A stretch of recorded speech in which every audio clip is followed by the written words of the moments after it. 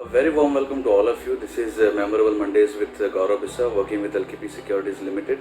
Let me wish you a very happy Friendship Day as well as a very happy Raksha Bandhan. Both of these festivals are equally important in our lives, and may God bless you all. Coming back to the markets, we had discussed about Nifty, where we discussed that 11,200 to 50 is going to act as a resistance area, and if that is failed, Nifty can head towards 10,900. While we saw Nifty taking strong hurdle at levels of 11,1250, but it did not go towards 10,900 actually. But yes, it did manage to touch levels of 11,000, although we saw a small bounce from near about those levels. So going ahead, the critical levels for Nifty will be 11,000 on a very immediate basis. We have seen decent amount of put writing happening, and this is not just 1 week, but last couple of weeks we have seen decent writing happening in 11,000 put option strike, and which implies that we can see some support sort of coming from those levels, and psychological support as well.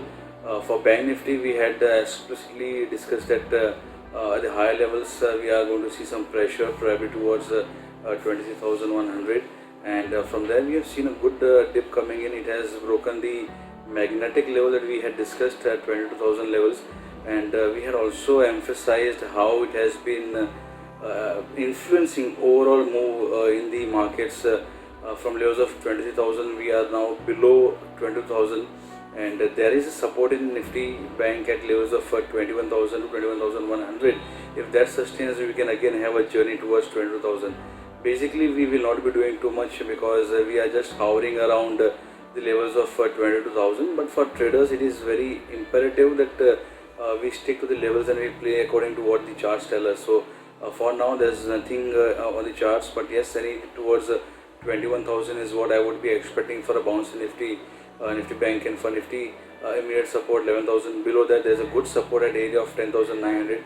This is the area where we saw a breakout sort of happening after a consecutive range bound move in Nifty of 8 to 10 days. So both of these levels are very important, and the traders should keep these levels on radar in the coming week. When we last discussed about US markets, we were more emphasizing on Nasdaq, and we have seen Nasdaq has given a very strong outperformance compared to both S&P 500 and Dow Jones Industrial Average. And now it's not the time that one should be looking at Nasdaq. Yes, it's still a very strong index compared to other names, but then now the focus should be on the DJI, which is Dow Jones Index. We have seen a dip coming towards the crucial support area which we mentioned last time, which was around 26,050, 26,100. Last two trading sessions it has made lows around these levels. There's a good support on daily charts. When you look at the Ichimoku setup, there's a cloud support nearby. It has also seen a bounce coming from the daily Kijun level, which again falls around levels of 26,050.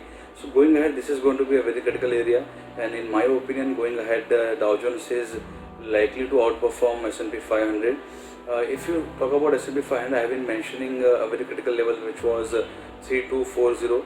It has not given a comfortable close above these levels, and now we have seen certain spikes towards the level of 3250, but they have not yielded any desirable outcome. So for now, 3240, 3250 is a critical level. It has to give a close above this further up move. The daily Kijun is falling towards the level of 3150, and for now it is forming a bearish C climb. Not a very negative structure, for the reason that it is not going to remain valid for long, maybe for a day or two. But nevertheless, if it fails to go at the higher levels, and if it indeed gives a close below 3,200, the next level to watch out for would be 3140, which is going to act as a good support area. Again, towards the end, I would again say that Dow Jones is likely to outperform S&P 500 going ahead. Last time the index, the sector that we had discussed was Nifty consumption. While we have not seen a strong performance from that particular space, nevertheless in the volatile environment, it has not given a much fall either. It can still be on radar in the coming days. The structure still remains positive. On the other hand, names like Nifty Auto, we have seen, which we have been talking about for last couple of weeks, have performed exceptionally well. We have seen about 7-8% move coming in the auto index, so that's again a good sign.